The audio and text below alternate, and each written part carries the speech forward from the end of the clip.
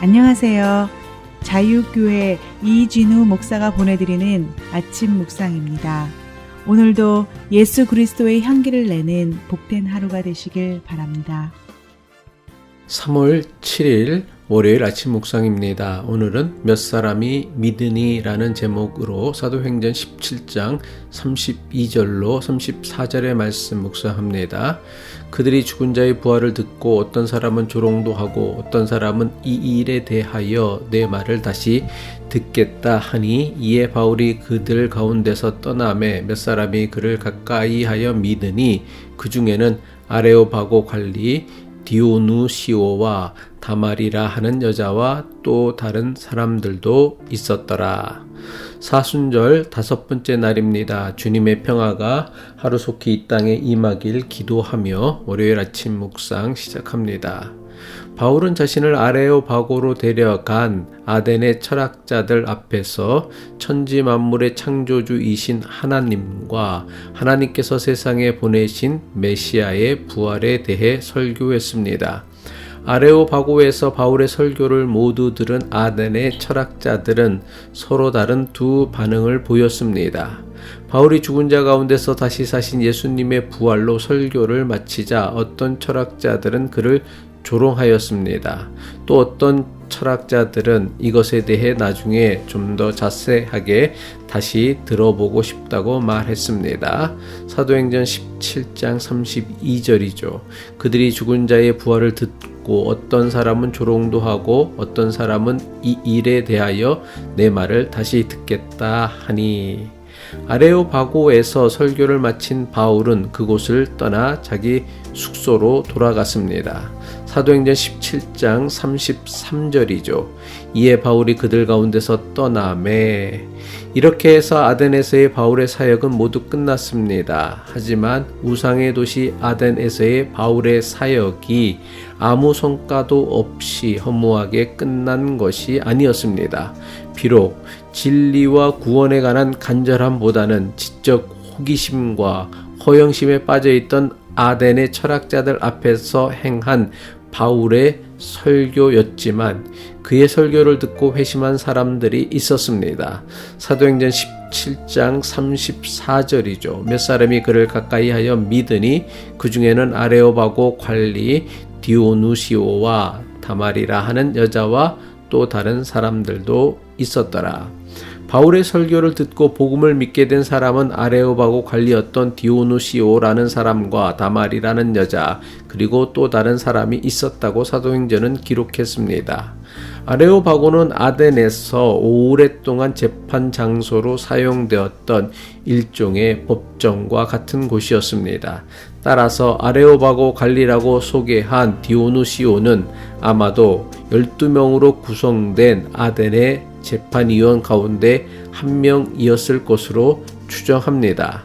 아덴의 또 다른 회심자의 이름은 다말이라 하는 여성이었습니다. 사도행전은 다말이에 대해서는 그녀가 여자라는 것 말고는 아무런 정보도 기록하고 있지 않습니다. 하지만 다말이라는 여성은 당시 아덴 사람들에게 그 이름이 널리 알려진 여인이었던 것으로 추정됩니다. 바울과 실라가 빌립보 감옥에 갇혔을 때에 빌립보 감옥의 간수와 그의 가족들이 모두 바울로부터 복음을 듣고 세례를 받았습니다. 하지만 사도행전을 기록한 누가는 이들의 이름을 기록하지 않았습니다. 또한 바울이 데살로니가와 베레아에서 복음을 전했을 때에 많은 헬라인과 기브인들이 복음을 믿게 되었습니다. 하지만 누가는 이들의 이름을 사도행전에 기록하지 않았습니다. 그런데 바울 일행이 마게도냐의 첫 번째 도시였던 빌립보에서 만났던 여인 자주 옷감 장사 루디아에 대해서는 그녀의 이름과 직업까지 자세하게 기록하였습니다. 사도행전이 루디아의 이름을 자세하게 기록한 것은 그녀의 집에서 빌립보 교회가 시작되는 중요한 역할을 감당했기 때문입니다. 따라서 누가가 아레오바고의 관리 디오누시오와 다말이라는 여인의 이름을 기록한 것은 이들이 아덴에서 매우 중요한 역할을 했던 것으로 추정합니다.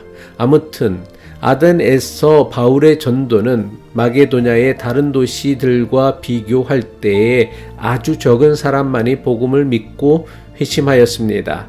그래서 여러 성경학자나 목사들은 아데네서의 바울 전도 사역은 철학자들과의 논쟁만 있고 복음을 전하는 일에는 실패한 것으로 여깁니다. 성경학자들이나 목사들이 아데네서의 바울의 전도 사역이 실패한 원인은 그가 복음 전도보다는 철학자들과 철학 논쟁에만 치우쳤기 때문이라는 것입니다.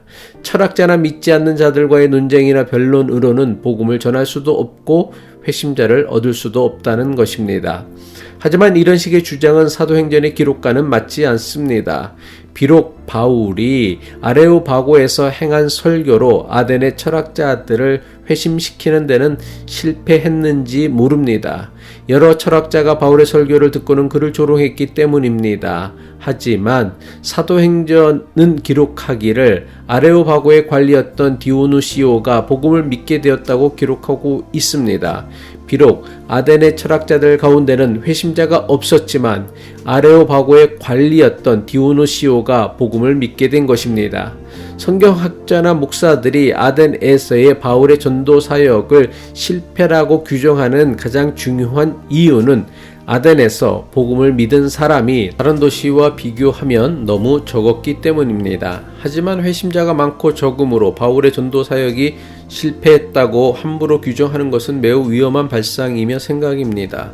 예수님은 공생애 3년 동안 12명의 제자를 얻었고 12명 제자 가운데 한 명이었던 가룟 유다는 예수님을 대제사장에게 팔아넘긴 배신자였습니다. 하지만 예수님께서 남기신 그 11명의 제자를 통해 오늘날 기독교가 존재할 수 있었습니다. 사람이 많고 적음으로 사역의 성공과 실패를 함부로 규정하고 판단하는 것은 지극히 비복음적인 발상이며 생각입니다. 바울이 아덴의 전도 사역으로 얻은 사람은 분명 몇 사람밖에 되지 않았습니다. 하지만 바울의 설교를 듣고 회심한 아레오바고의 관리 디오누시오는 훗날 아덴의 여러 교회들을 지도하는 감독이 되었다고 합니다. 예수 그리스도의 복음을 전하는 일에는 성공과 실패가 있을 수 없습니다. 우리에게 중요한 것은 얼마나 많은 결실을 거두었느냐가 아닙니다. 우리가 정말 중요하게 여겨야 하는 것은 복음 전도의 사명을 감당했느냐 안 했느냐입니다. 바울이 전한 복음을 듣고 회심했다고는 하지만 이들이 회심한 것은 바울의 힘과 능력 때문이 아닙니다. 오직 하나님의 감동으로 말미암은 것입니다. 따라서 우리는 때를 얻든지 못 얻든지 복음 증거의 사명을 감당하느냐 못하느냐가 중요한 것이지 얼마의 결실을 얻었느냐가 중요한 것이 아닙니다. 기도하겠습니다. 우리에게 구원의 감격과 감사를 회복해 하옵소서. 그래서 우리가 누리는 구원의 감격과 감사를 믿지 않는 자들에게 전하는 복음 전도의 사명을 잊지 않게 하옵소서. 드러난 결과에 실망하지 않고 때를 얻든지 못 얻든지 복음 증거의 사명을 날마다 감당하며 살게 하옵소서. 예수 그리스도의 이름으로 기도합니다.